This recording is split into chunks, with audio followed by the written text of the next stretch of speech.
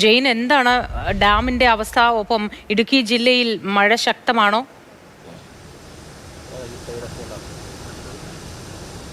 തീർച്ചയായിട്ടും മഴ ശക്തമായി തന്നെ മഴ പെയ്യുന്നു എന്നുള്ളതാണ് ഇപ്പോൾ ഏറ്റവും ഒടുവിൽ നമ്മളെല്ലാവരുമായിട്ട് സംസാരിക്കുമ്പോൾ ലഭ്യമാകുന്നത്. ഏലപ്പാറയിൽ ശക്തമായ മഴ ലഭിക്കുന്നുണ്ട്, പീരുമേട്ടിൽ ശക്തമായ മഴ ലഭിക്കുന്നുണ്ട്. ജില്ലയിൽ പരക്കെ ഇടവിട്ട ശക്തമായിട്ടുള്ള മഴ ലഭിക്കുന്നു എന്നുള്ളതാണ് വിവരം.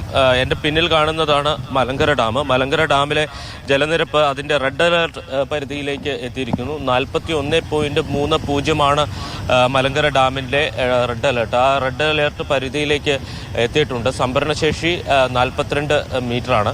അപ്പോൾ 80 സെൻറ്റിമീറ്റർ കൂടി ഉയർന്നു കഴിഞ്ഞാൽ വീണ്ടും ഡാം അതിൻ്റെ സംഭരണശേഷിയിലേക്ക് എത്തും. അതുകൊണ്ട് തന്നെ കൂടുതൽ വെള്ളം പുറത്തേക്ക് ഒഴുക്കുമെന്ന മുന്നറിയിപ്പ് നൽകിയിട്ടുണ്ട്. നിലവിൽ 5 ഷട്ടറുകൾ 50 സെൻറ്റിമീറ്ററാണ് ഉയർത്തിയിരിക്കുന്നത്.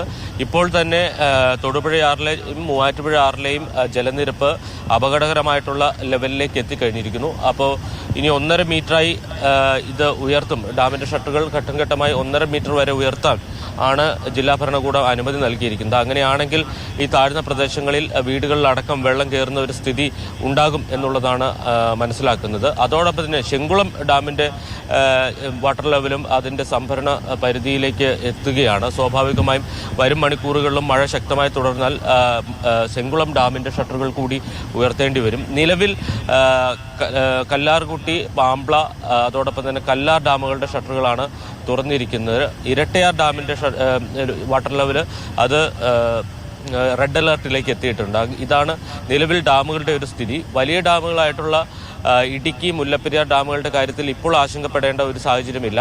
ഇടുക്കി ഡാമിൽ അതിൻ്റെ സംഭരണശേഷിയുടെ 40% മാത്രമാണ് വെള്ളമുള്ളത്.